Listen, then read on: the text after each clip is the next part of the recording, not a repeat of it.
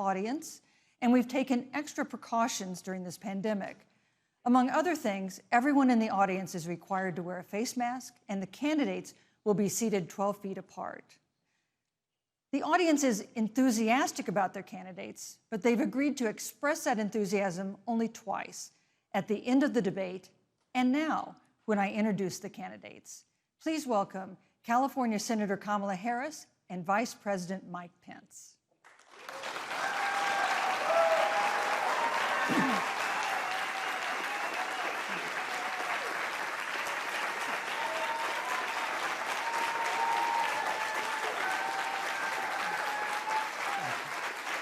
Thank you.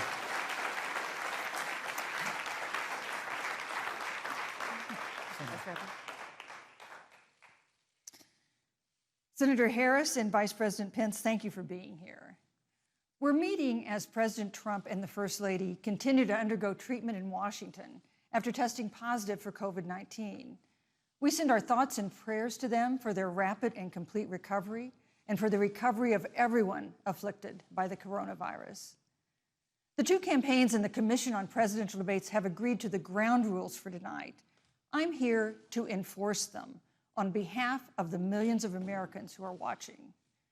One note, no one in either campaign or at the Commission or anywhere else has been told in advance what topics I'll raise or what questions I'll ask. This 90-minute debate will be divided into 9 segments of about 10 minutes each. I'll begin a segment by posing a question to each of you, sometimes the same question, sometimes a different question on the same topic.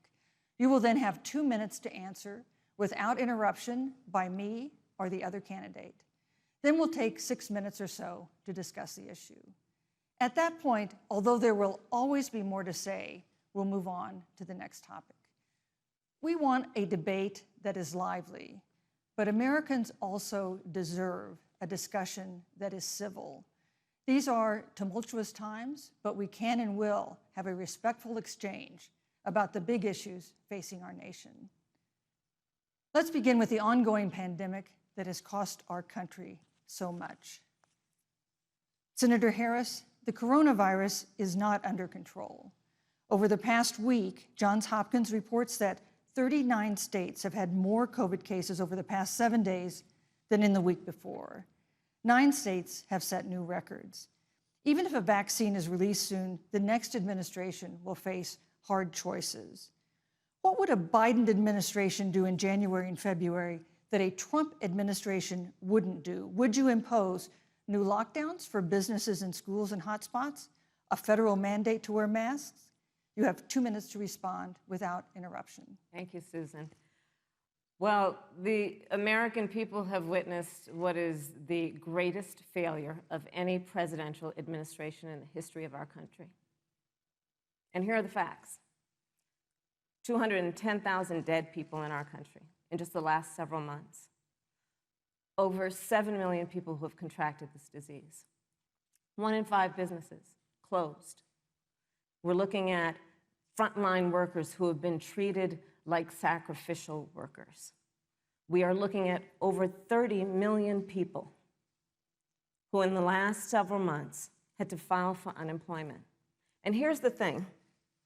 On January 28th, the Vice President and the President were informed about the nature of this pandemic. They were informed that it's lethal in consequence, that it is airborne, that it will affect young people, and that it would be contracted because it is airborne.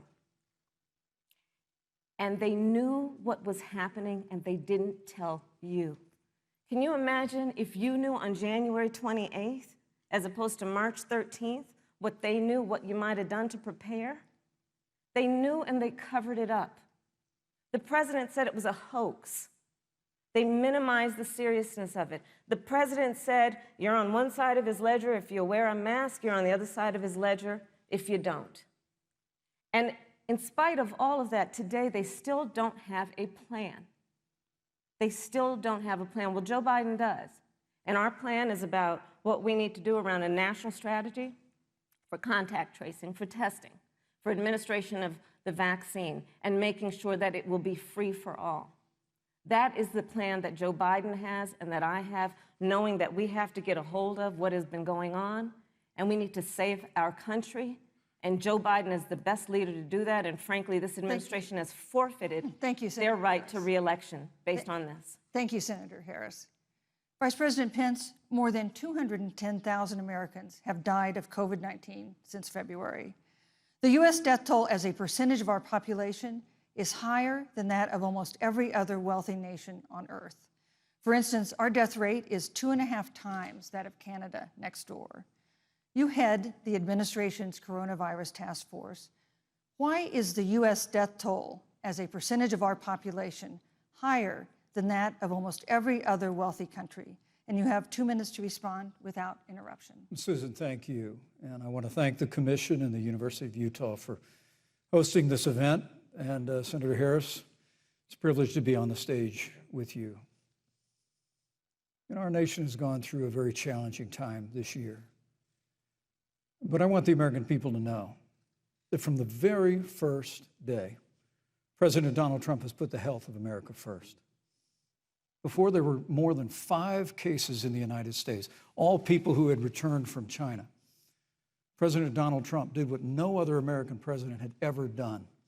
And that was he suspended all travel from China, the second largest economy in the world. Now, Senator Joe Biden opposed that decision. He said it was xenophobic and hysterical. But I can tell you, having led the White House Coronavirus Task Force, that decision alone by President Trump bought us invaluable time to stand up the greatest national mobilization since World War II. And I believe it saved hundreds of thousands of American lives. Because with that time, we were able to reinvent testing. More than 115 million tests have been done to date. We were able to see to the delivery of billions of supplies so our doctors and nurses had the resource and support they needed. And we began, really, before the month of February was out, to develop a vaccine and to develop medicines and therapeutics that have been saving lives all along the way. And under President Trump's leadership, Operation Warp Speed, we believe, will have literally tens of millions of doses of a vaccine before the end of this year. The reality is, when you look at the Biden plan, it reads an awful lot like what President Trump and I and our task force have been doing every step of the way. I mean, quite frankly, when I look at their plan that talks about advancing testing, creating new PPE, developing a vaccine, it looks a little bit like plagiarism, which is something Joe Biden knows a little bit about. And I think the American people know that this is a president who has put the health of America first, and the American people, I believe with my heart, can be proud of the sacrifices they have made. It's saved countless American lives. Senator Harris, would you like to respond? Absolutely. Whatever the vice president is claiming the administration has done, clearly it hasn't worked. When you're looking at over 210,000 dead bodies in our country, American lives that have been lost, families that are grieving that loss. And you know, the vice president is the head of the task force and knew on January 28th how serious this was. And then, thanks to Bob Woodward, we learned that they knew about it. And then when that was exposed, the vice president said, when asked, well, why didn't y'all tell anybody? He said, because the president wanted people to remain calm. Well, let's get no, but Susan, this is important. Susan, I want to add, but Mr. Vice President, I'm speaking. I'm speaking. Yeah, you can have 15 more seconds, and then we'll give the vice president a chance to respond. So I want to ask the American people, how calm were you when you were panicked about where you're going to get your next roll of toilet paper? How calm were you when your kids were sent home from school and you didn't know when they could go back? How calm were you when your children couldn't see your parents because you were afraid they could kill them? Let's give Vice President Pence a chance to respond. Vice President Pence, you have 1 minute to respond. You know, there's not a day gone by that I haven't thought of every American family that's lost a loved one. And I want all of you to know that you'll always be in our hearts and in our prayers. But when you say what the American people have done over these last 8 months hasn't worked, that's a great disservice to the sacrifices the American people have made.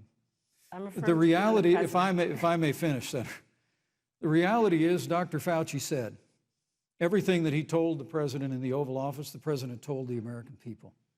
Now, President Trump, I will tell you, has boundless confidence in the American people, and he always spoke with confidence that we'd get through this together.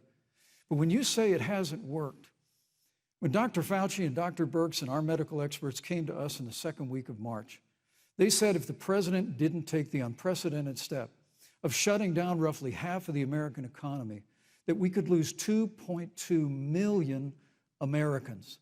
Now, that's the reality. Thank you. They also Thank you, said Vice to us if we President did Pence. everything right, Susan, we could still lose more than 200,000 Americans. Vice Now, President one Pence. life lost is too Thank you. many, Susan.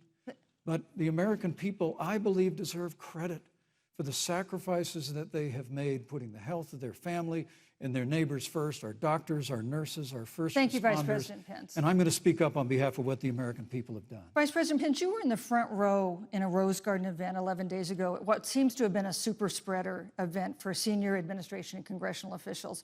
No social distancing, few masks, and now a cluster of coronavirus cases among those who were there. How can you expect Americans to follow the administration's safety guidelines to protect themselves from COVID when you at the White House have not been doing so?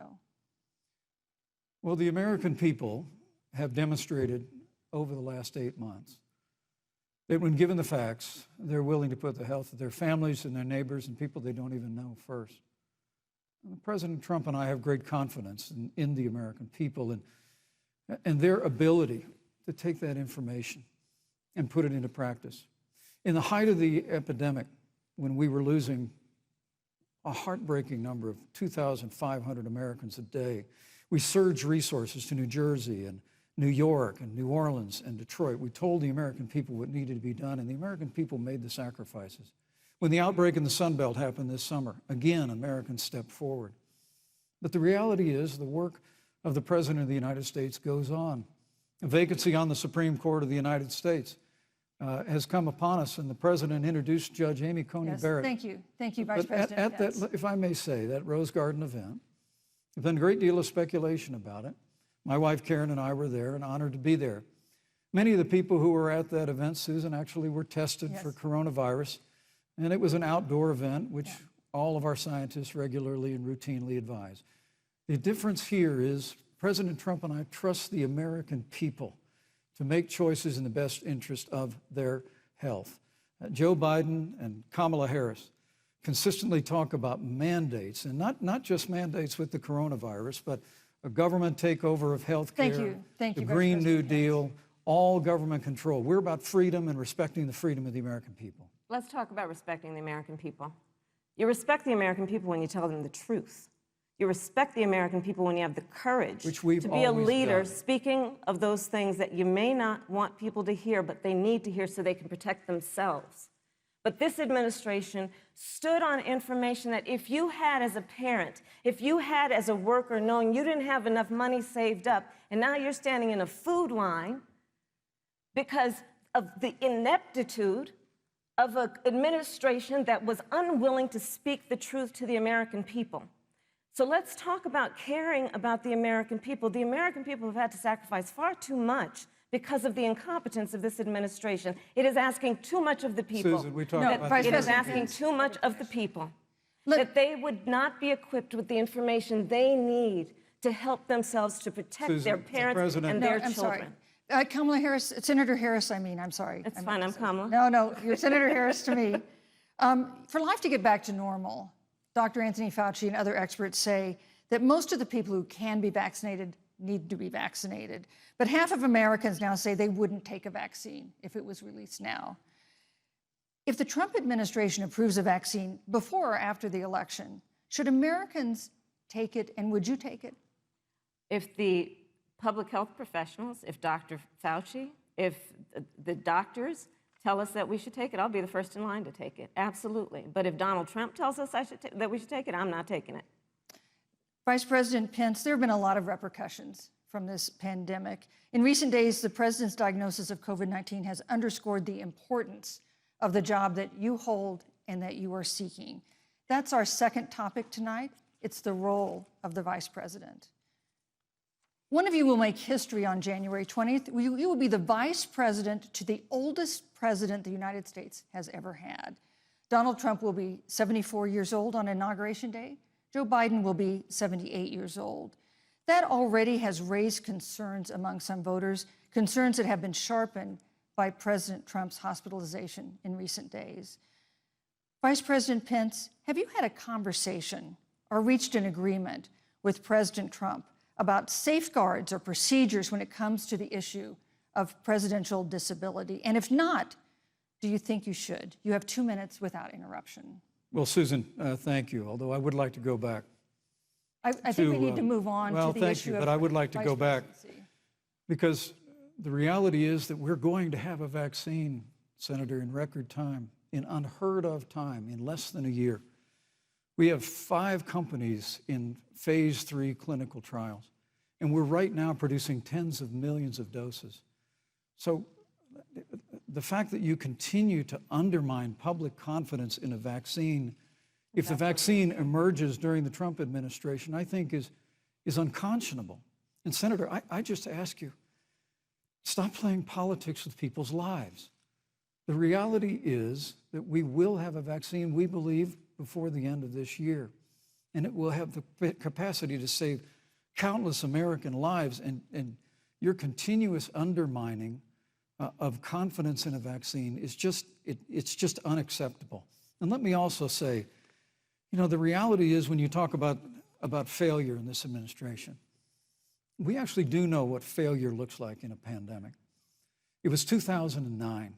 The swine flu arrived in the United States. Thankfully, it ended up not being as lethal as the coronavirus. But before the end of the year, when Joe Biden was vice president of the United States, not 7.5 million people contracted the swine flu, 60 million Americans contracted the swine flu. If the swine flu had been as lethal as the coronavirus, in 2009, when Joe Biden was vice president, we would have lost 2 million American lives. His own chief of staff, Ron Klain, would say last year that it was pure luck that they did, quote, everything possible wrong. And we learned from that. They left the strategic national stockpile empty. They left an empty and hollow plan, but we still learned from it. And I think the American people, I'm going to say again, can be proud Vice President Pence, I'm sorry, of what we have done. And Senator, please stop undermining confidence in a vaccine. Senator Harris, let me ask you the same question that I asked Vice President Pence, which is, have you had a conversation or reached an agreement with Vice President Biden about safeguards or procedures when it comes to the issue of presidential disability? And if not, and if you win the election next month, do you think you should? You have 2 minutes uninterrupted. So let me tell you, first of all, the day I got the call from Joe Biden, it was actually a Zoom call, asking me to serve with him on this ticket was probably one of the most memorable days of my life. I thought about my mother, who came to the United States at the age of 19, gave birth to me at the age of 25 at Kaiser Hospital in Oakland, California. And the thought that I'd be sitting here right now, I know would make her proud, and she must be looking down on this. You know, Joe and I were raised in a very similar way. We were raised with values that are about hard work, about the value and the dignity of public service, and about the importance of fighting for the dignity of all people. And I think Joe asked me to serve with him because, you know, I have a career that included being elected the first woman district attorney of San Francisco, where I created models of innovation for law enforcement in terms of reform of the criminal justice system. I was elected the first woman of color and black woman to be elected Attorney General of the state of California, where I ran the second largest Department of Justice in the United States, second only to the United States Department of Justice. And there I took on everything from transnational criminal organizations to the big banks that were taking advantage of homeowners, to for-profit colleges that were taking advantage of veterans. And then, of course, now I serve in the United States Senate as only the second black woman ever elected to the United States Senate. I serve on the Senate Intelligence Committee, where I've been in regular receipt of classified information about threats to our nation and hotspots around the world. I've traveled the world. I've met with our soldiers in war zones. And I think Joe has asked me to serve with him because he knows that we share a purpose which is about lifting up the American people. And after the 4 years that we have seen of Donald Trump unifying our country around our common values and principles. Thank you, Senator Harris. You know, neither President Trump nor Vice President Biden has released a sort of detailed health information that had become the modern norm until the 2016 election. And in recent days, President Trump's doctors have given misleading answers or refused to answer basic questions about his health. And my question to each of you in turn is this information voters deserve to know? Vice President Pence, would you like to go first? Well, Susan, thank you. And let me say, on behalf of the President and the First Lady, how moved we've all been by the outpouring of prayers and concern for the President. And I do believe it's emblematic of the prayers and the concern that have ushered forth for every American impacted by the coronavirus.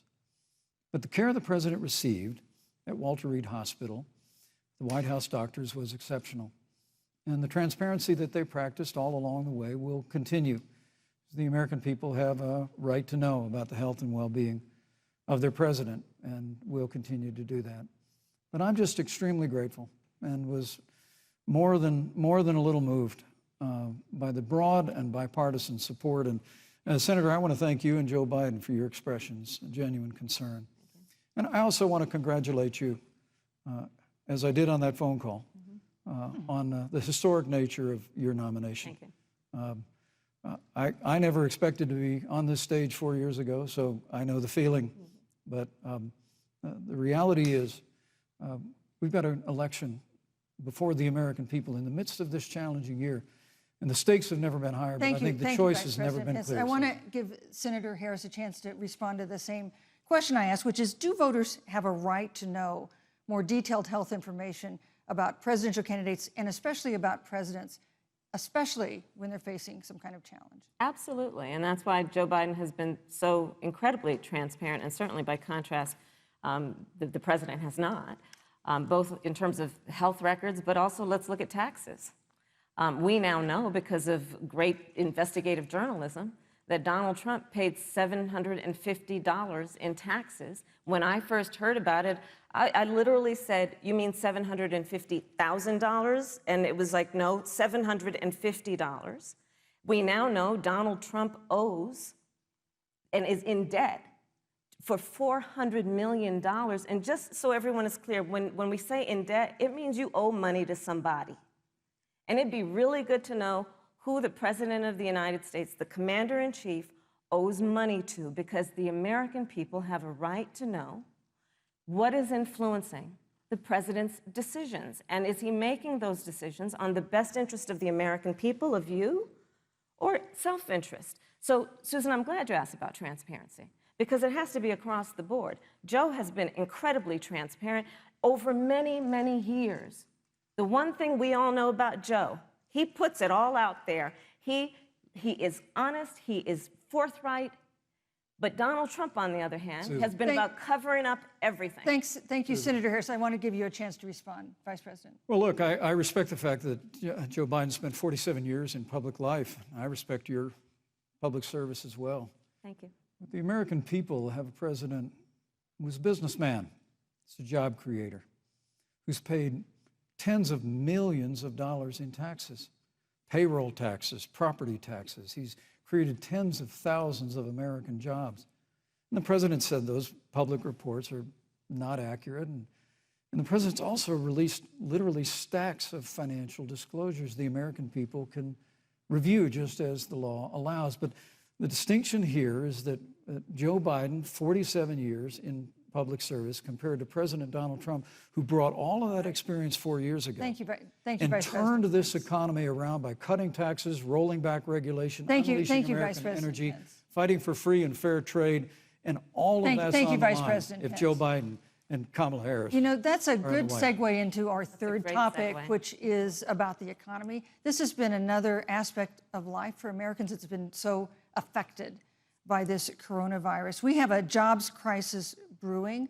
On Friday, we learned that the unemployment rate had declined to 7.9% in September, but the job growth had stalled, and that was before the latest round of layoffs and furloughs in the airline industry at Disney and elsewhere.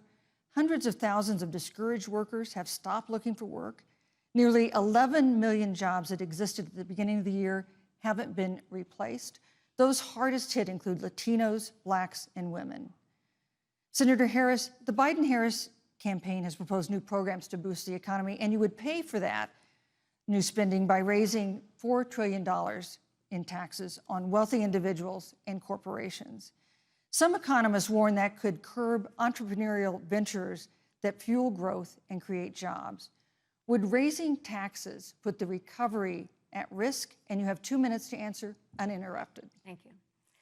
On the issue of the economy, I think there couldn't be a more fundamental difference between Donald Trump and Joe Biden. Joe Biden believes you measure the health and the strength of America's economy based on the health and the strength of the American worker and the American family. On the other hand, you have Donald Trump, who measures the strength of the economy based on how rich people are doing, which is why he passed a tax bill benefiting the top 1% and the biggest corporations of America, leading to a $2 trillion deficit that the American people are going to have to pay for. On day one, Joe Biden will repeal that tax bill. He'll get rid of it. And what he'll do with the money is invest it in the American people. And through a plan that is about investing in infrastructure, something that Donald Trump said he would do. I remember hearing about some infrastructure week. I don't think it ever happened. But Joe Biden will do that. He'll invest in infrastructure. It's about upgrading our roads and bridges, but also investing in clean energy and renewable energy. Joe is going to invest that money in what we need to do around innovation. There was a time when our country believed in science and invested in research and development so that we were an innovation leader on the globe. Joe Biden will use that money to invest in education. So, for example, for folks who want to go to a 2-year community college, it will be free. If you come from a family that makes less than $125,000, you'll go to a public university for free. And across the board, we'll make sure that if you have student loan debt, it's cut by $10,000. That's how Joe Biden thinks about the economy, which is it's about investing in the people of our country as opposed to passing a tax bill, which had the benefit of letting American corporations go offshore to do their business. Thank you, You're Senator welcome. Harris. Vice President Pence, your administration has been predicting a rapid and robust recovery, but the latest economic report suggests that's not happening. Should Americans be braced for an economic comeback that is going to take not months, but a year or more? You have 2 minutes to answer uninterrupted. When President Trump and I took office, America had gone through the slowest economic recovery since the Great Depression. Because when Joe Biden was vice president, they tried to tax and spend and regulate and bail our way back to a growing economy. President Trump cut taxes across the board. Despite what Senator Harris says, the average American family of 4 had $2,000 in savings in taxes. And with the rise in wages that occurred, most predominantly for blue-collar, hardworking Americans, the average household income for a family of 4 increased by $4,000 following President Trump's tax cuts. But America, you just heard Senator Harris tell you, on day one, Joe Biden's going to raise your taxes. It's really remarkable to think, Susan. I mean, right after a time where we're going through a pandemic that lost 22 million jobs at the height, we've already added back 11.6 million jobs because we had a president who cut taxes, rolled back regulation, unleashed American energy, fought for free and fair trade, and secured $4 trillion from the Congress of the United States to give direct payments to families, save 50 million jobs through the Paycheck Protection Program. We literally have spared no expense to help the American people and the American worker through this. Joe Biden and Kamala Harris want to raise taxes. They want to bury our economy under a $2 trillion Green New Deal, which you were one of the original co-sponsors of in the United States Senate. They want to abolish fossil fuels and ban fracking, which would cost hundreds of thousands of American jobs all across the heartland. And Joe Biden wants to go back to the economic surrender to China, that when we took office, half of our international trade deficit was with China alone. And Joe Biden wants to repeal all of the tariffs that President Trump put into effect to fight for American jobs and American workers. Joe Biden says democracy's on the ballot. Make no mistake about it, Susan. The American economy, the American comeback is on the ballot with 4 more years of growth and opportunity, 4 more years of President Donald Trump. 2021 is going to be the biggest economic year in the history of this country. Thank you, Vice President Pence. Senator Harris. Well, I mean, I thought we saw enough of it in last week's debate, but I think this is supposed to be a debate based on fact and truth. And the truth and the fact is, Joe Biden has been very clear. He will not raise taxes on anybody who makes less than $400,000 He said a he's going to year. repeal the Trump tax cuts. Mr. Vice President, I'm speaking. Well, wait, I'm speaking. it'd be important if you said the truth. Joe Biden said twice in the debate last week that he's going to repeal the Trump tax cuts. That was tax cuts that gave the average working family $2,000 in a tax break every single year. Senator, that is that's the math. absolutely not true. That Is he tax only bill- is he only going to repeal part of the Trump tax cuts? If you don't mind letting me finish, we can then Please. have a conversation, okay? Please. Okay. Joe Biden will not raise taxes on anyone who makes less than $400,000 a year. He has been very clear about that. Joe Biden will not end fracking. He has been very clear about that. Joe Biden is the one who, during the Great Recession, was responsible for the Recovery Act that brought America back. And now the Trump-Pence administration wants to take credit when they rode the coattails of Joe Biden's success for the economy that they had at the beginning of their term. Of course, now the economy is a complete disaster. But Joe Biden, on the one hand, did that. On the other hand, you have Donald Trump, who has reigned over a recession that is being compared to the Great Depression. On the one hand, you have Joe Biden, who was responsible with President Barack Obama for the Affordable Care Act, which brought health care to over 20 million Americans and protected people with pre-existing conditions. And what it also did is it saved those families who otherwise were going bankrupt because of hospital bills they could not afford. On the other hand, you have Donald Trump, who's in court right now, trying to get rid of, Thank you, Senator trying Harris. to get rid of the Affordable Care Act, which means that you will lose protections if you have pre-existing conditions. And this is very important, Susan. Yes, and it's but we important. we need to give Vice President. I'd Pence a just like chance to, to he respond. interrupted me, and I'd like to just finish, please. If you have a pre-existing condition, heart disease, diabetes, breast cancer, they're coming for you. If you love someone who has a pre-existing condition, Thank you, they're Senator coming for Harris. you. If you are under the age of 26 on your parents' coverage, they're coming for you. Senator Harris, thank you. You're Let welcome. me give you a chance to respond. Well, I hope we have a chance to talk about health care because Obamacare was a disaster. The American people remember it well. And President Trump and I have a plan to improve health care and to protect pre-existing conditions for every American. But look, Senator Harris, you're entitled to your own opinion, but you're not entitled to your own facts. You yourself said on multiple occasions when you were running for president that you would ban fracking. Joe Biden looked at a supporter in the eye and pointed and said, I guarantee that we will abolish fossil fuels.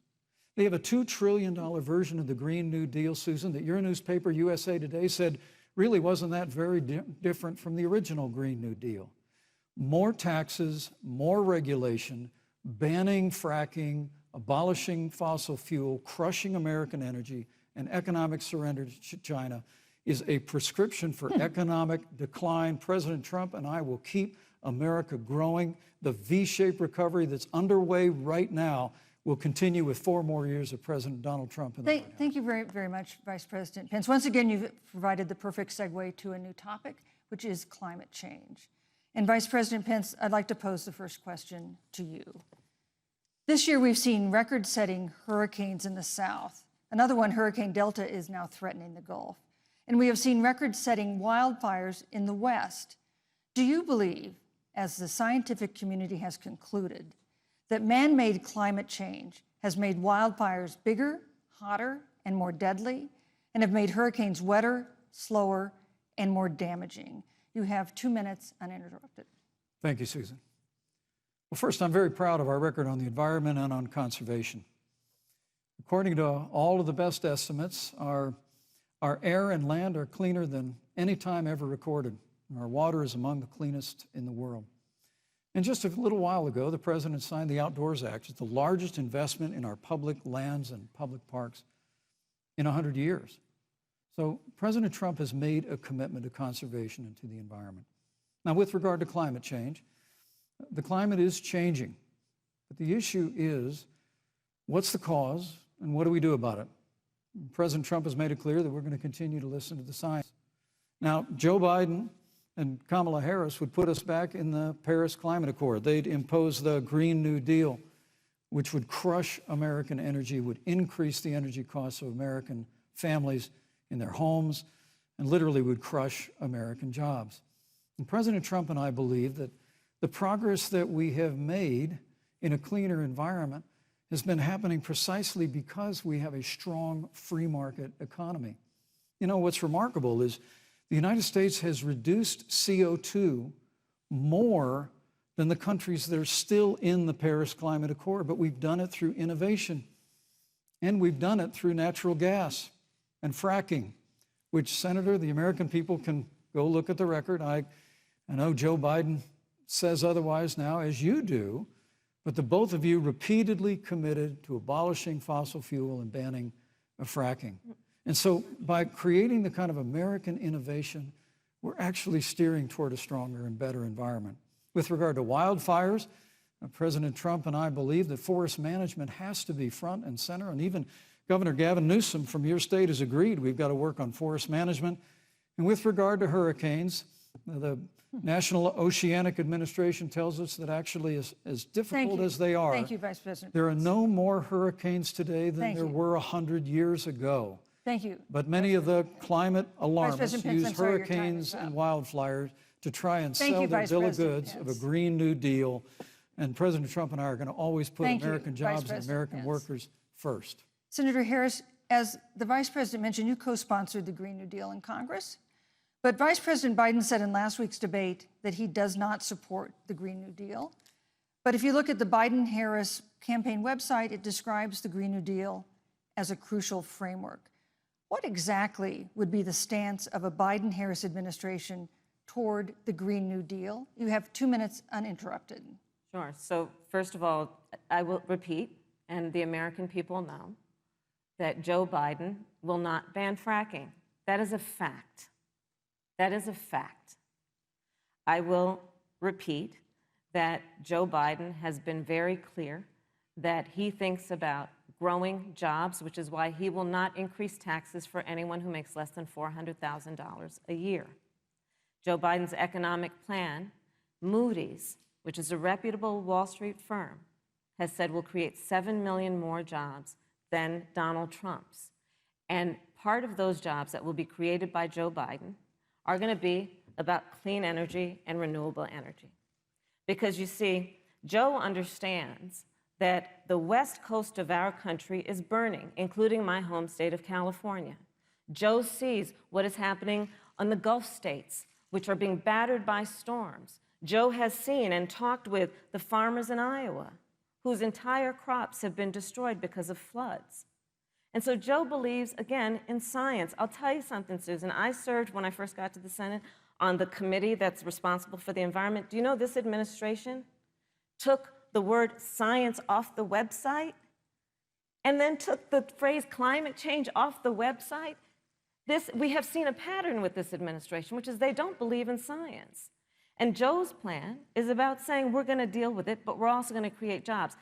Donald Trump, when asked about the wildfires in California, and the question was, you know, the science is telling us this, you know what Donald Trump said? Science doesn't know. So let's talk about who is prepared to lead our country over the course of the next 4 years on what is an existential threat to us as human beings. Joe is about saying we're going to invest that in renewable energy. It's going to be about the creation of millions of jobs. We will achieve net zero emissions by 2050, carbon neutral by 2035. Joe has a plan. This has been a lot of talk from the Trump administration, and really it has been to go backward instead of forward. We will also re-enter the climate agreement with pride. Senator Harris just said that climate change is an existential threat. Vice President Pence, do you believe that climate change poses an existential threat? As I said, Susan, the climate is changing. We'll follow the science. But once again, Senator Harris is denying the fact that they're going to raise taxes on every American. Joe Biden said twice in the debate last week that on day one he was going to repeal the Trump tax cuts. Those tax cuts delivered $2,000 in tax relief to the average family of 4 across America. And with regard to banning fracking, I just recommend that people look at the record. You yourself said repeatedly that you would ban fracking. You were the first Senate co-sponsor of the Green New Deal. And while Joe Biden denied the Green New Deal, Susan, thank you for pointing out, the Green New Deal is on their campaign website.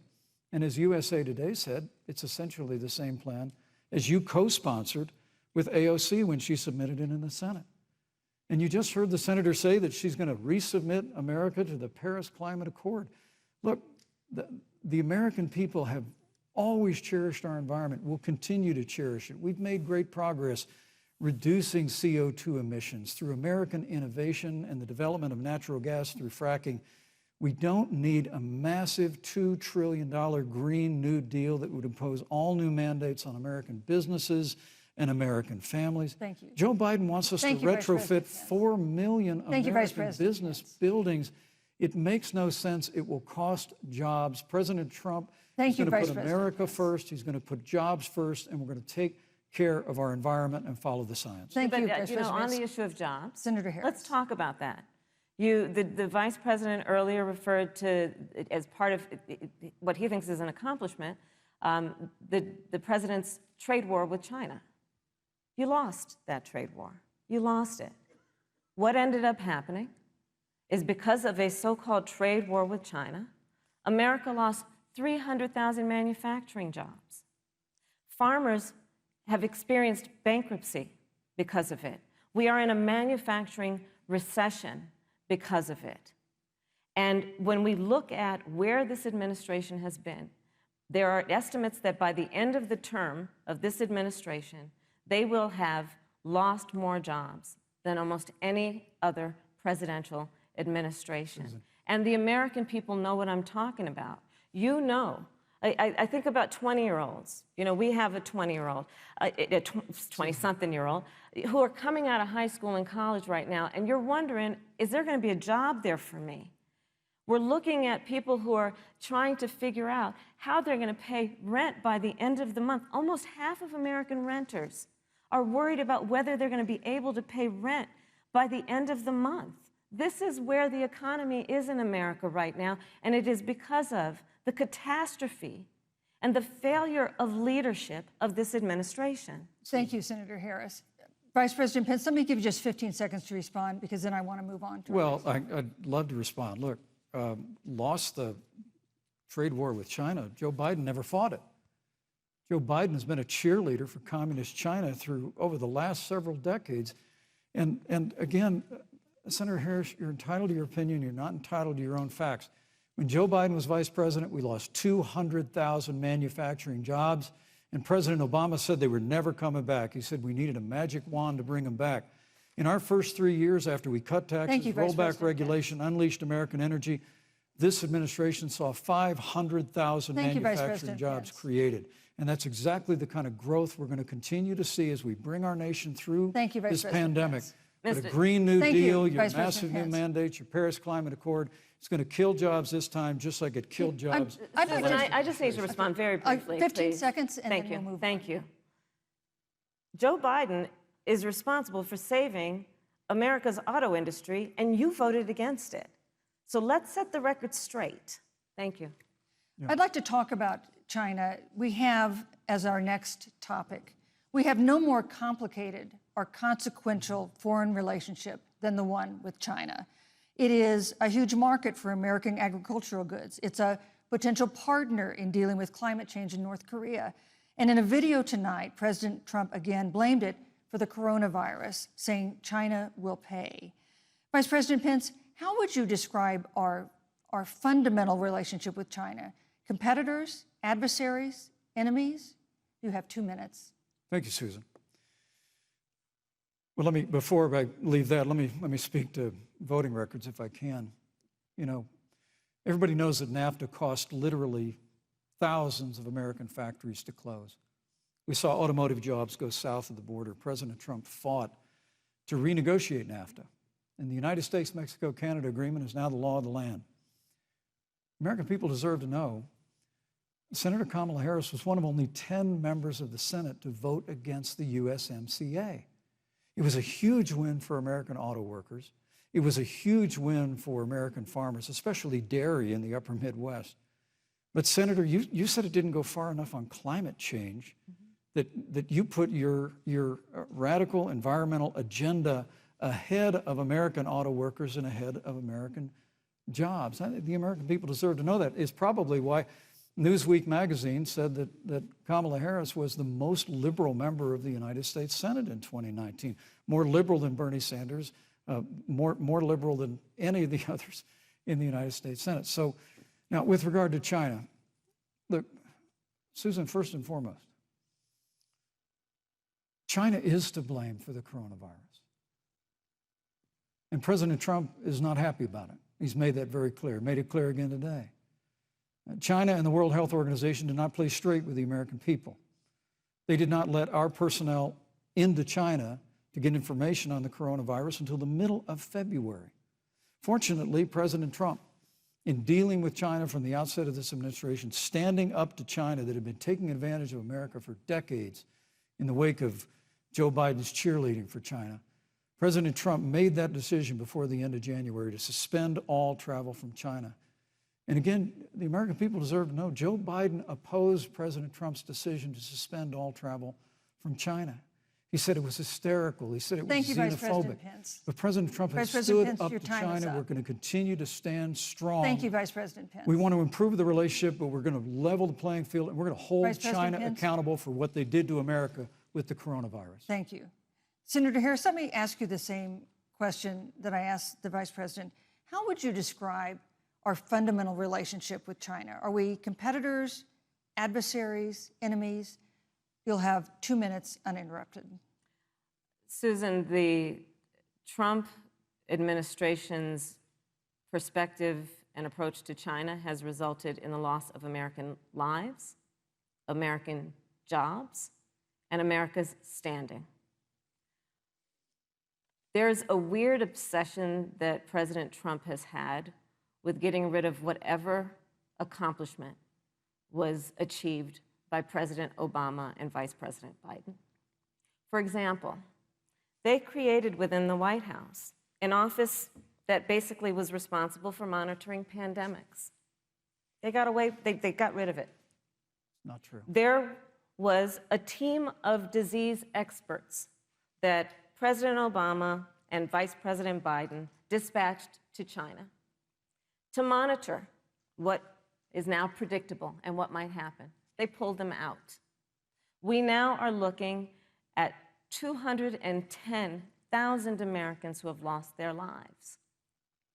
Let's look at the job situation. We mentioned before the trade deal, the trade war, they wanted to call it, with China. It resulted in the loss of over 300 manufacturing jobs and a manufacturing recession, and the American consumer paying thousands of dollars more for goods because of that failed war that they called it. Then let's talk about standing. Pew, a reputable research firm, has done an analysis that shows that leaders of all of our formerly allied countries have now decided that they hold in greater esteem and respect Xi Jinping, the head of the Chinese Communist Party, than they do Donald Trump, the President of the United States, the Commander-in-Chief of the United States. This is where we are today because of a failure of leadership by this administration. Senator Harris, we've seen changes in the role of the United States in terms of global leadership over the past 4 years. And of course, times do change. What's your definition? We've seen strains with China, of course, as the Vice President mentioned. We've seen strains with our traditional allies in NATO and elsewhere. What is your definition of the role of American leadership in 2020? So, you know, Joe is, I love talking with Joe about a lot of these issues. And, you know, Joe, I think he said it quite well. He says, you know, foreign policy, it might sound complicated, but really it's relationships. So just think about it as relationships. And so we know this in our personal and professional relationships. You got to keep your word to your friends. Got to be loyal to your friends. People who've stood with you, got to stand with them. You got to know who your adversaries are and keep them in check.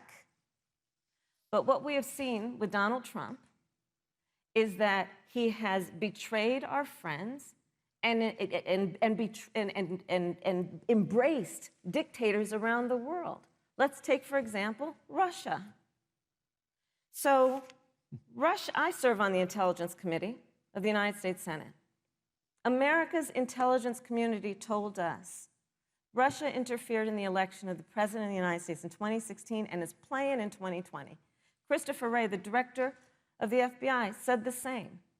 But Donald Trump, the commander-in-chief of the United States of America, prefers to take the word of Vladimir Putin over the word of the American intelligence community. You look at our friends at NATO. He has walked away from agreements. You can look at the Iran nuclear deal, which now has put us in a position where we are less safe because they are building up what might end up being a significant nuclear arsenal. We were in that deal, guys. We were in the Iran nuclear deal with friends, with allies around the country. And because of Donald Trump's unilateral approach to foreign policy, coupled with his isolationism, he pulled us out and has made America less safe. So, Susan, it's about relationships. And the thing that has always been part of the strength of our nation, in addition to our great military, has been that we keep our word. But Donald Trump doesn't understand that because he doesn't understand what it means to be honest. Thank you, Senator Harris. Vice President Pence, let me give you a chance to respond. Well, thank you. Well, President Trump kept his word when we moved the American embassy to Jerusalem, the capital of the state of Israel. When Joe Biden was vice president, they promised to do that, and they never did. We've stood strong with our allies, but we've been demanding. NATO is now contributing more to our common defense than ever before, thanks to President Trump's leadership. We've strengthened our alliances across the Asia-Pacific, and we've stood strong against those who would do us harm. You know, when President Trump came into office, ISIS had captured an area of the Middle East the size of Pennsylvania. But President Trump unleashed the American military, and our armed forces destroyed the ISIS caliphate and took down their leader, al-Baghdadi, without one American casualty. Al-Baghdadi was responsible for the death of thousands.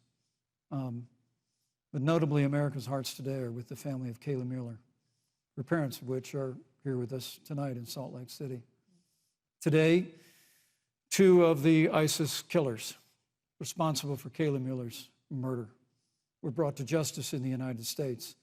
Jihadi John was killed on the battlefield along with the other beetle. The reality is that when Joe Biden was vice president, we had an opportunity to save Kayla Mueller. It breaks my heart to reflect on it, but the military came into the Oval Office, presented a plan. They said they knew where Kayla was. Baghdadi had held her for 18 months, abused her mercilessly before they killed her. But when Joe Biden was vice president, they hesitated for a month. And when armed forces finally went in, it was clear she'd been moved 2 days earlier. And her family says with a heart that broke the heart of every American that if President Donald Trump had been president, they believe Kayla would be alive today. Thank you, Vice Look, President. we destroyed the ISIS caliphate. And you talk about re-entering the Iran nuclear deal. I mean, the last administration transferred $1.8 billion to the leading state sponsor Thank you, Vice of President terrorism. Pence. President Donald Trump got us out of the deal. Thank you, Vice President Pence. And when Qasem Soleimani was traveling to Baghdad Thank you, to do Vice President harm Pence. to Americans, President Donald Trump took Thank you, him Vice out. President Pence. And America is safer, our allies are safer, and the American people know President Donald Trump will never Thank you, hesitate Vice President to take Pence. action. I would like to give Senator Harris a chance to respond, but not at such great length because, of course, there are other topics we want to talk about. But I would like equal time. Yes. Thank you. Please go ahead. First of all, to the Mueller family, I know about your daughter's case, and I'm so sorry. I'm so sorry. What happened to her is awful, and it should have never happened. And I know Joe feels the same way. And I know that President Obama feels the same way. But you mentioned Soleimani. Let's start there. So after the strike on Soleimani, there was a counter strike on our troops in Iraq. And they suffered serious brain injuries. And do you know what Donald Trump dismissed them as? headaches. And this is about a pattern of Donald Trump's, where he has referred to our men who are serving in our military as suckers and losers. Donald Trump, who went to Arlington Cemetery and stood above the graves of our fallen heroes and said, what's in it for them? Because, of course, he only thinks about what's in it for him. Let's take what he said about John McCain, a great American hero. And Donald Trump says he doesn't deserve to be called a hero because he was a prisoner of war. And this is very important when you want to talk about who is the current commander-in-chief and what they care about and what they don't care about. Public reporting that Russia had bounties on the heads of American soldiers. And you know what a bounty is? It's somebody puts a price on your head and they will pay it if you are killed. And Donald Trump had talked at least 6 times to Vladimir Putin and never brought up the subject. Joe Biden would never do that. Thank you. Joe Biden would, but Joe Biden would hold Russia to account for any threat to our nation's security or to our troops who are sacrificing their lives for the sake of our democracy and our safety. Thank you, Senator Harris. This is such an important issue, but we have other important issues as well. And Susan, I want to make sure we have a chance I really have to talk respond about to that. I'm, Look, she has 15 seconds because Well, I gotta we're have trying more to than keep. that. Look. Well, I'm sorry, but Vice President Look, Pence, you've had more time than she's had the so far. slanders against President Donald Trump regarding men and women of our armed forces are absurd. I'm sorry, Vice My President son Pence. is a captain in the United Yes. States Marine Corps. My son-in-law is deployed in the United States Navy. I can assure all of you, with sons and daughters serving in our military, President Donald Trump not only respects but reveres all of those who serve in our armed forces, and any suggestion otherwise is ridiculous. Let Thank me you, also Vice say, President Pence. the Vice the President American Pence, people deserve, Susan, Vice the President American Pence, people I deserve to didn't, know. Vice President there's a Pence, I did not, pattern that you excuse can't me, deny. Susan, the I did American not people create deserve the to know rules for tonight. Joe Biden Your and campaigns agreed to the rules for tonight's I- debate with the Commission on Presidential Debates. I'm here to enforce them, which involves moving from one topic to another, giving roughly equal time to both of you, Go right ahead. which is what I'm trying very hard to do. Go right ahead. So I want to go ahead and move to the next topic, which is an important one, as the last topic was, and that is the Supreme Court. On Monday, the Senate Judiciary Committee is scheduled to open hearings on Amy Coney Barrett's nomination to the Supreme Court. Senator Harris, you'll be there as a member of the committee. Yes. Her confirmation would cement the court's conservative majority and make it likely open to more abortion restrictions, even to overturning the landmark Roe v. Wade ruling. Access to abortion would then be up to the states. Vice President Pence, you're the former governor of Indiana. If Roe v. Wade is overturned, what would you want Indiana to do? Would you want your home state to ban all abortions? You have 2 minutes, uninterrupted. Well, thank you for the question, but I'll use a little bit of my time to respond to that very important issue before. The American people deserve to know Qasem Soleimani, the Iranian general, was responsible for the death of hundreds of American service members. When the opportunity came, we saw him headed to Baghdad to kill more Americans. President Trump didn't hesitate, and Qasem Soleimani is gone. But you deserve to know that Joe Biden and Kamala Harris actually criticized the decision to take out Qasem Soleimani. It's really inexplicable, but with regard to Joe Biden, it's explainable. Because history records that Joe Biden actually opposed the raid against Osama bin Laden. It's absolutely essential that we have a commander-in-chief who will not hesitate to act to protect American lives and to protect American service members, and that's what you have in President Donald Trump.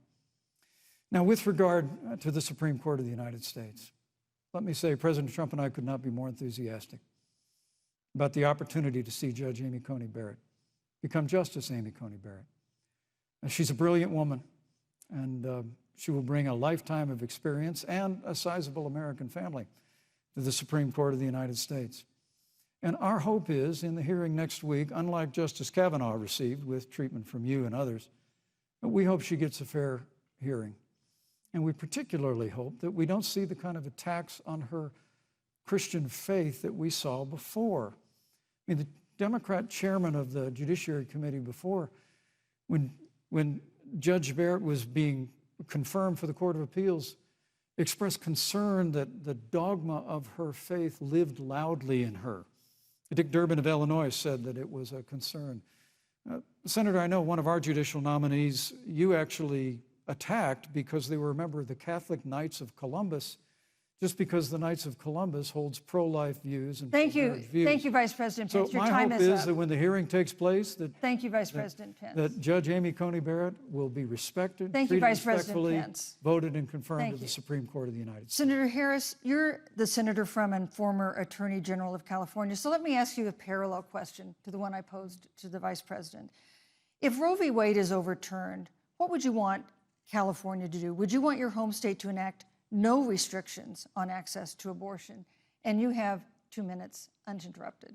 Thank you, Susan. First of all, Joe Biden and I are both people of faith, and it's insulting to suggest that we would knock anyone for their faith. And in fact, Joe, if elected, will be only the second practicing Catholic as President of the United States. On the issue of this nomination, Joe and I are very clear, as are the majority of the American people. We are 27 days before the decision about who will be the next president of the United States. And, you know, before, when this conversation has come up, you know, it's been about election year or election time. We're literally in an election. Over 4 million people have voted. People are in the process of voting right now. And so Joe has been very clear, as the American people are. Let the American people fill that seat in the White House, and then we'll fill that seat on the United States Supreme Court. And to your point, Susan, the issues before us couldn't be more serious. There's the issue of choice, and I will always fight for a woman's right to make a decision about her own body. It should be her decision and not that of Donald Trump and the Vice President, Michael Pence. But let's also look at what else is before the court. It's the Affordable Care Act. Like, literally in the midst of a public health pandemic, when over 210,000 people have died and 7 million people probably have what will be in the future considered a pre-existing condition because you contracted the virus. Donald Trump is in court right now trying to get rid of the Affordable Care Act. And I said it before, and it bears repeating. This means that there will be no more protections if they win for people with pre-existing conditions. This means that over 20 million people will lose your coverage. It means that if you're under the age of 26, you can't stay on your parents' coverage anymore. And here's the thing. The contrast couldn't be more clear. They're trying to get rid of the Affordable Care Act. Joe Biden is saying, let's expand coverage. Let's give you a choice of a public option or private coverage. Let's bring down premiums. Thank you, Senator Let's Harris. lower Medicare eligibility to 60. Thank you, Senator That's true Harris. leadership. You know, you mentioned earlier, Vice President Pence, that the president was committed to maintaining protections for people with pre-existing conditions. But you do have this court case that you are supporting, your administration supporting, that would strike down the Affordable Care Act. The president says, President Trump says that he's going to protect people with pre-existing conditions, but he has not explained how he would do that. And that was one of the toughest nuts to crack when they were passing the Affordable Care Act. So tell us specifically, how would your administration protect Americans with pre-existing conditions to have access to affordable insurance if the Affordable Care Act is struck down? Well, thank you, Susan. But let me just say, addressing your very first question, I couldn't be more proud to serve as vice president to a president who stands without apology for the sanctity of human life. I'm pro-life. I don't apologize for it. And this is another one of those cases where there's such a dramatic contrast. Joe Biden and Kamala Harris support taxpayer funding of abortion all the way up to the moment of birth. Late-term abortion. They want to increase funding to Planned Parenthood of America. Now, for our part, I would never presume how Judge Amy Coney Barrett would rule on the Supreme Court of the United States, but we'll continue to stand strong for the right to life. When you speak about the Supreme Court, though, I think the American people really deserve an answer, Senator Harris. Are you and Joe Biden going to pack the court if Judge Amy Coney Barrett is confirmed? I mean, there have been 29 vacancies on the Supreme Court during presidential election years, from George Washington to Barack Obama. Presidents have nominated in all 29 cases. But your party is actually openly advocating adding seats to the Supreme Court, which has had 9 seats for 150 years, if you don't get your way. This is a classic case of if you can't win by the rules, you're going to change the rules. Now, you've refused to answer the question. Joe Biden has refused to answer the question. So I think the American people would really like to know, if Judge Amy Coney Barrett is confirmed at the Supreme Court of the United States, are you and Joe Biden, if somehow you win this election, going to pack the Supreme Court to get your way? I'm so glad we went through a little history lesson. Let's do that a little more. In 1864... Well, I'd like you to answer the question. No, Mr. Yes, Vice President, I'm please, speaking. very I'm fast. speaking. Okay. In 1864, one of the, I think, political heroes, certainly of the president, I assume of you also, Mr. Vice President, is Abraham Lincoln. Mm-hmm. Abraham Lincoln was up for re-election, and it was 27 days before the election, and a seat became open on the United States Supreme Court. Abraham Lincoln's party was in charge not only of the White House, but the Senate. But Honest Abe said it's not the right thing to do. The American people deserve to make the decision about who will be the next president of the United States, and then that person can select who will serve for a lifetime on the highest court of our land. And so Joe and I are very clear. The American people are voting right now, and it should be their decision about who will serve on this most important body for a lifetime. Thank you, And Senator the American Harris. people, Susan, are voting right now. They'd like to know if you and Joe Biden are going to pack the Supreme Court if you don't get your way in this nomination. Let's talk about You packing. once Come again on. gave a non-answer. Joe Biden gave a non-answer. Trying to answer you The now. American people deserve a straight answer. And if you haven't figured it out yet, the straight answer is they are going to pack the Supreme Court if they somehow win this election. Men and Mr. women, Vice President, I got to I tell you, think people across this country, if you cherish our Supreme Court, if you cherish the separation of powers, you need to reject the Biden-Harris ticket. Come November the 3rd, re-elect President Donald Trump, and we'll stand by that separation of powers in a 9-seat Supreme Court. Yeah, let's talk about packing the court then. Let's talk about the Please. fact. Yeah, I'm about to. So the Trump-Pence administration has been, because I sit on the Senate Judiciary Committee, Susan, as you mentioned, and I've witnessed the appointments for lifetime appointments to the federal courts, district courts, courts of appeal. People who are purely ideological, people who have been reviewed by legal professional organizations and found to have been not competent, are substandard. And do you know that of the 50 people who President Trump appointed to the Court of Appeals for lifetime appointments, not one is black? This is what they've been doing. You want to talk about packing a court? Let's have that discussion. All right, thank you, Senator. Let's go on and talk about the issue of racial justice. I just want the record to reflect she never answered the question. So I think the American people, Thank maybe you. the next debate, Joe Biden will answer the question, but I think thank the you. American people know the answer. Thank you, Vice President. In March, Breonna Taylor, a 26-year-old emergency room technician in Louisville, was shot and killed after police officers executing a search warrant in a narcotics investigation broke into her apartment. The police said they identified themselves. Taylor's boyfriend said he didn't hear them do that. He used a gun registered to him to fire a shot, which wounded an officer. The officers then fired more than 20 rounds into the apartment. They say they were acting in self-defense. None of them have been indicted in connection with her death. Senator Harris, in the case of Breonna Taylor, was justice done? You have 2 minutes. I don't believe so. And I've talked with Breonna's mother, Tamika Palmer, and her family. And her family deserves justice. She was a beautiful young woman. She had as her life goal to become a nurse, and she wanted to become an EMT to first learn what's going on out on the street so she could then become a nurse and save lives. And her life was taken unjustifiably and tragically and violently. And it brings me to, you know, the 8 minutes and 46 seconds that America witnessed, during which an American man was tortured and killed under the knee of an armed, uniformed police officer.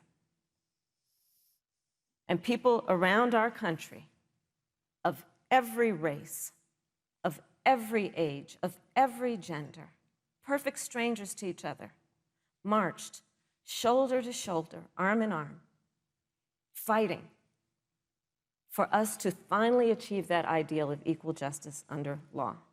And I was a part of those peaceful protests.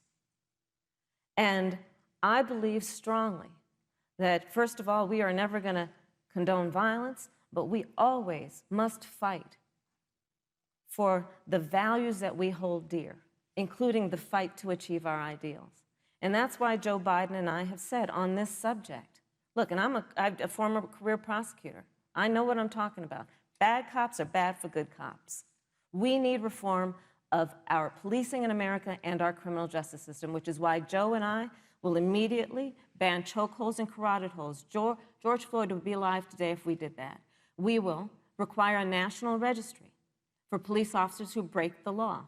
We will, on the issue of criminal justice reform, get rid of private prisons and cash bail, and we will decriminalize marijuana, and we will expunge the records of those who have been convicted of marijuana. This is a time for leadership on a tragic, tragic issue of unarmed Black people in America who have been killed. Thank you, Senator Harris.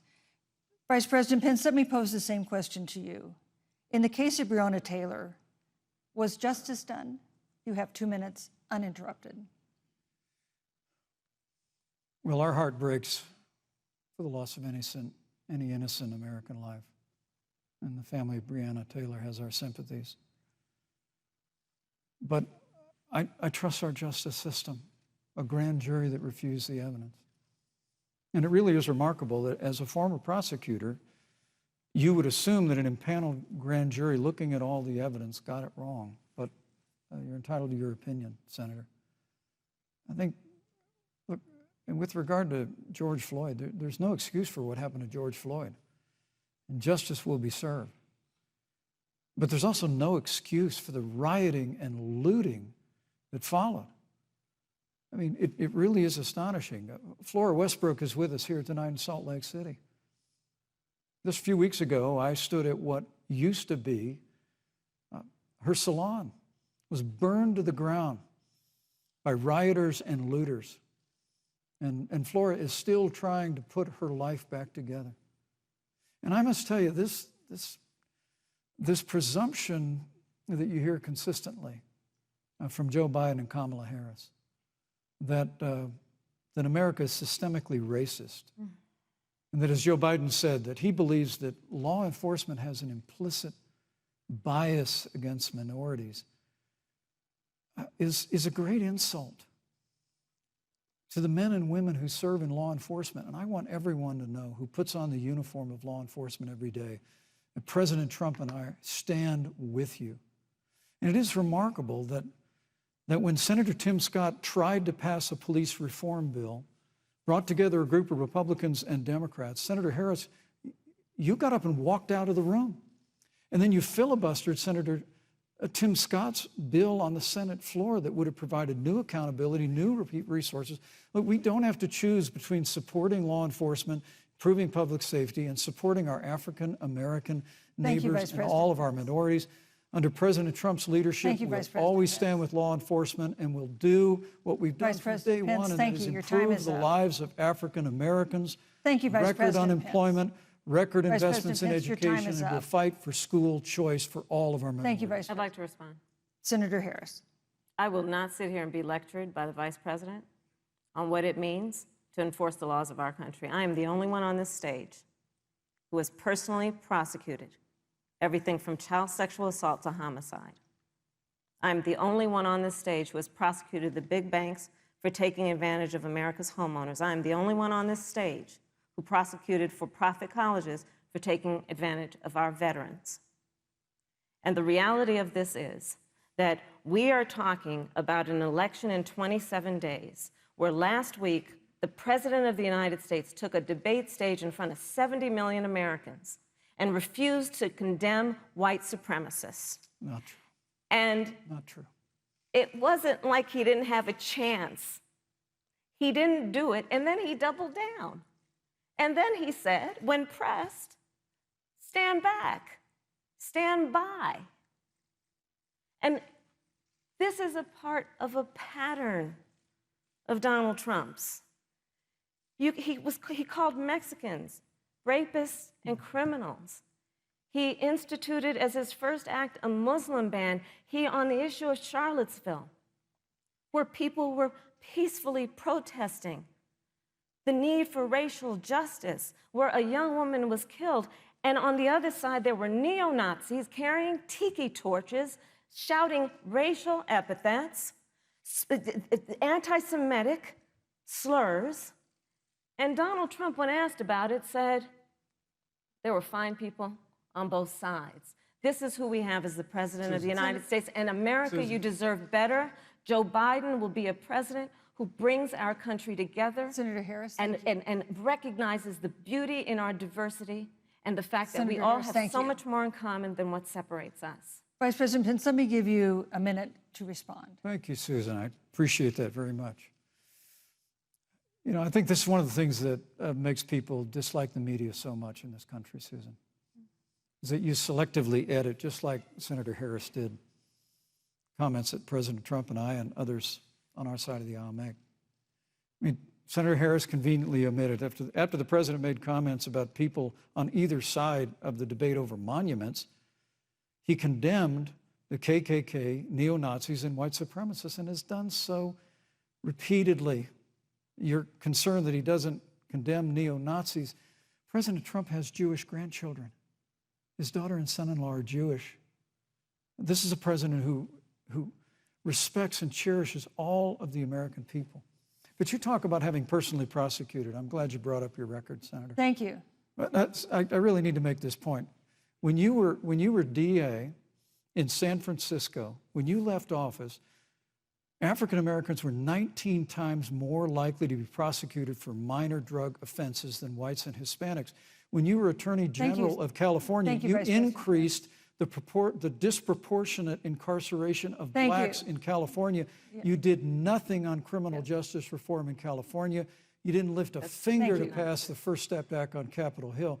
I mean, the reality is your record speaks for itself. President Trump and I have fought for criminal justice reform. Thank you, Vice President Pence. We fought for Pence. Educational choice and opportunities for African Americans, all of our minorities. Thank you, sir. And we'll do it for 4 more Thank years. you. You know, there is no more important issue than the final issue that we're going to talk about tonight, and that is the issue of the election itself. Susan, he attacked my record. I would like an opportunity to respond. Let me give you 30 seconds because we're running out of time. I appreciate that. First of all, having served as the Attorney General of the state of California, the work that I did is a model of what our nation needs to do, and we will be able to do under a Joe Biden presidency. Our agenda includes what this administration has failed to do. It will be about not only instituting a ban on chokeholds and carotid holes. Thank you. Not only. Thank you, Senator I Harris. would like to go through. These are points that you made earlier in the hour, and I want to talk about the election itself before we have to. But I want to talk about the connection between what Joe and I will do and my record, which includes I was the first statewide officer to institute a requirement that my agents would wear body cameras and keep them on full time. We were the first to initiate a requirement that there would be a training for law enforcement on implicit bias because, yes, Joe Biden and I recognize that implicit bias does exist, Mr. Vice President, contrary to what you may believe. We did the work of instituting reforms that were about investing in reentry. This is the work that we have done and the work we will do going forward. And again, I will not be lectured by the Vice President on our record of what we have done in terms of law enforcement and keeping our communities safe and a commitment to reforming the criminal justice system of America. Thank you, Senator Harris. And I'd like to I'd like you to respond first to the question on our final topic, the election itself. President Trump has several times refused to commit himself to a peaceful transfer of power after the election. If your ticket wins and President Trump refuses to accept a peaceful transfer of power, what steps would you and Vice President Biden then take? What would happen next? You have 2 minutes. So I'll tell you, Joe and I are, I think, particularly proud of the coalition that we've built around our campaign. We probably have one of the broadest coalitions of folks that you've ever seen in a presidential race. Of course, we have the support of Democrats, but also independents and Republicans. In fact, 7 members of President George W. Bush's cabinet are supporting our ticket. We have the support of Colin Powell, Cindy McCain, John Kasich, over 500 generals, retired generals, and former national security experts and advisors are supporting our campaign. And I believe they are doing that because they know that Joe Biden has a deep, deep-seated commitment to fight for our democracy and to fight for the integrity of our democracy and to bring integrity back to the White House. And so we believe in the American people. We believe in our democracy. And here's what I'd like to say to everybody. Vote. Please vote. Vote early. Come up with a plan to vote. Go to iwillvote.com. You can also go to joebiden.com.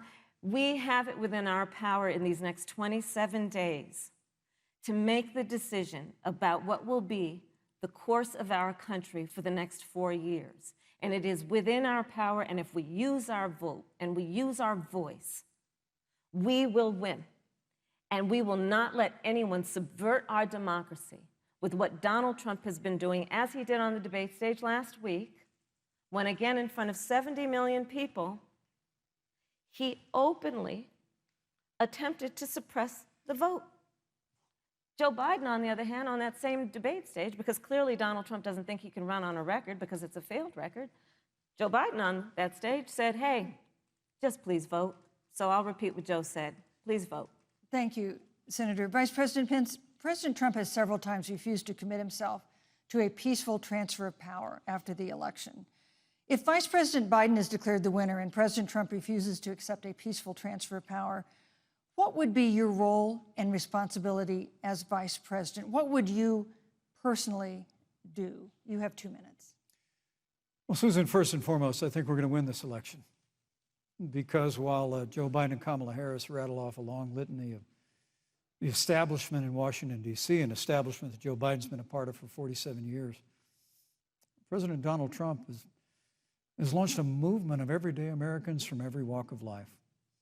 And I have every confidence that those same Americans that delivered that historic victory in 2016, they see this president's record where we rebuild our military, we revived our economy through tax cuts and rolling back regulation, fighting for fair trade, unleashing American energy.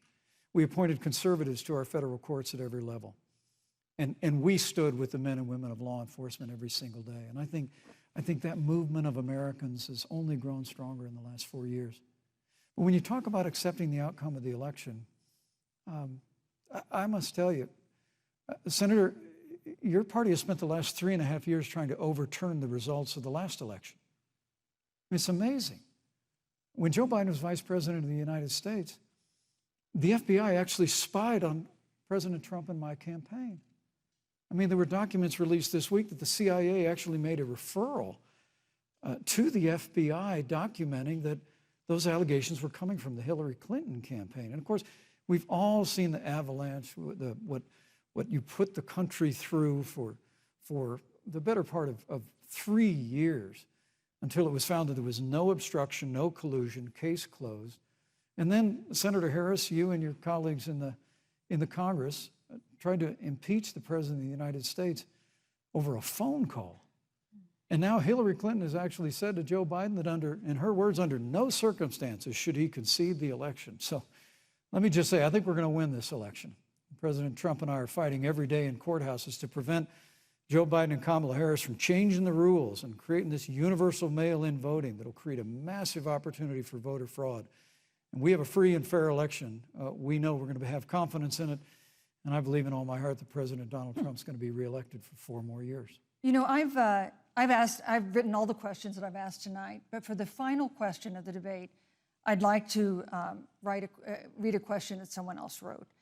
The Utah Debate Commission asked students in the state to write essays about what they would like to ask you. And I want to close tonight's debate with the question posed by Brecklin Brown She's an 8th grader at Springville Junior High in Springville, Utah. And here's what she wrote, quote, "When I watch the news, all I see is arguing between Democrats and Republicans. When I watch the news, all I see is citizen fighting against citizen. When I watch the news, all I see are two candidates from opposing parties trying to tear each other down. If our leaders can't get along, how are the citizens supposed to get along?" And then she added, "Your examples could make all the difference to bring us together," end quote. So to each of you in turn, I'd like you to take 1 minute and respond to Brecklin. Vice President Pence, you have 1 minute. Brecklin, it's a wonderful question. And let me just commend you for taking an interest in public life. I started following the news when I was very young. And in America, we believe in a free and open exchange of debate. And we celebrate that. And it's how we've created literally the freest and most prosperous nation in the history of the world. But I would tell you that don't assume that what you're seeing on your local news networks is synonymous with the American people. You know, I look at the relationship between Justice Ruth Bader Ginsburg, the late justice who we just lost from the Supreme Court, and the late Justice Antonin Scalia. They were on polar opposites on the Supreme Court of the United States, one very liberal, one very conservative. But what's been learned since her passing was the two of them and their families were the very closest of friends. I mean, here in America, we can disagree. We can debate vigorously, as Senator Harris and I have on this stage tonight. But when the debate is over, we come together as Americans. And that's what people do in big cities and small towns all across this country. So I just want to encourage you, Brecklin. I want to tell you that we're going to work every day to have government as good as our people. And the American people each and every day love a good debate. We love a good argument. But we always come together and are always there for one another. Thank you, in Vice times of President. need. And we've especially learned that Thank you, through Mr. the Vice President. difficulties of this year. Senator Harris, what would you say to Brecklin? First of all, I love hearing from our young leaders. And when I hear her words, when I hear your words, Brecklin, I know our future is bright because it is that perspective on who we are and who we should be that is a sign of leadership and is something we should all aspire to be. And that, you know, that brings me to Joe. Joe Biden, one of the reasons that Joe decided to run for president is after Charlottesville, which we talked about earlier. It so troubled him and upset him like it did all of us, that there was that kind of hate and division. What propelled Joe to run for president was to see that over the course of the last 4 years, what Brecklin described has been happening. Joe has a long-standing reputation of working across the aisle and working in a bipartisan way. And that's what he's going to do as president. Joe Biden has a history of lifting people up and fighting for their dignity. You mean you have to know Joe's story to know that Joe has known pain, he has known suffering, and he has known love. And so, Brecklin, when you think about the future, I do believe the future is bright. And it will be because of your leadership, and it will be because we fight for each person's voice through their vote, and we get engaged in this election because you have the ability through your work and through eventually your vote Thank you, to Senator determine Harris. the future of our country and what its leadership looks like. Thank you, Senator Harris. Thank you, Vice President Pence. Thank you so much for being with us tonight. We want to thank also the University of Utah for its hospitality, and most of all, our thanks to all the Americans who watched this debate tonight. Again, our best wishes for a quick recovery to President Trump, the First Lady, and everyone who is battling COVID-19. The second presidential debate is next week on October 15th, a town hall style debate in Miami. We hope you'll join us then. Good evening.